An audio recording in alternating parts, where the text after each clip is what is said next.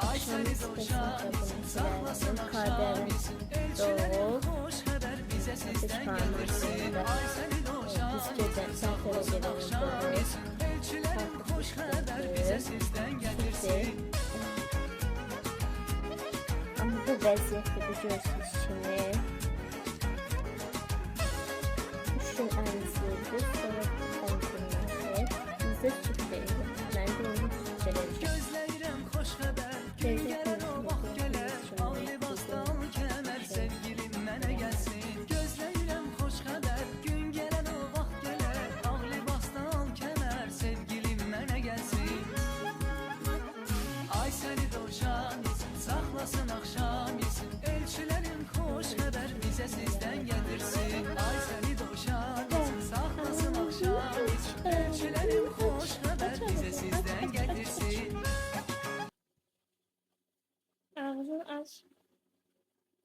Görsüz. Gitme ay baba ay nereden gitme.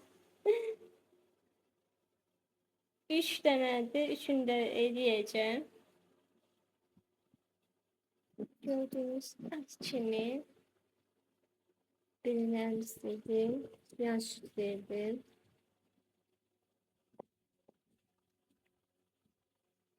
Gördüğünüz çimi burada karadır. Al. Gördüğünüz çimi biber verim sütü. Çünkü gözleri açılmıyor falan. Aç ağzını.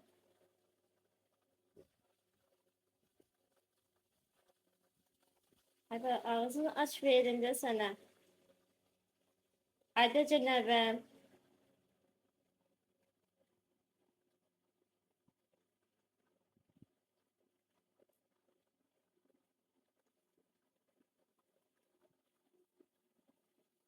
Gördüğünüz şimdi verdim sütü.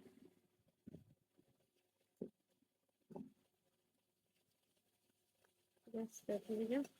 İçse ağzını açsa içecek. Ağzını aç, ay bala.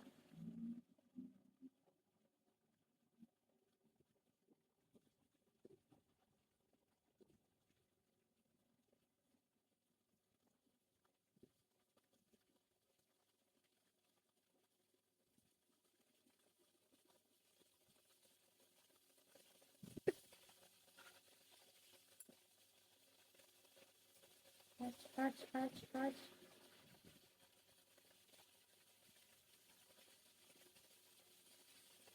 Koydun sen. Şimdi ağı da vereceğim. Bu da ağ. Ay ne diyor bunu buraya koyup çeçip sonra.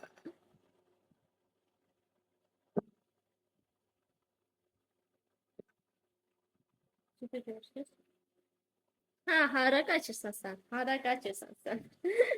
Ağzını aç. Ay baba ağzını aç da.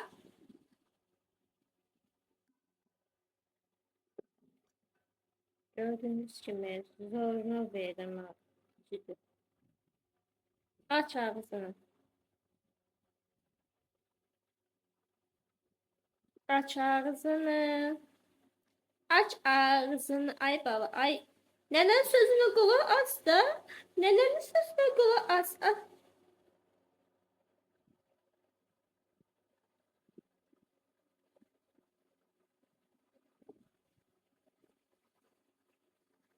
Gördüğünüz gibi şunu da verdim. Yerine koyuyorum.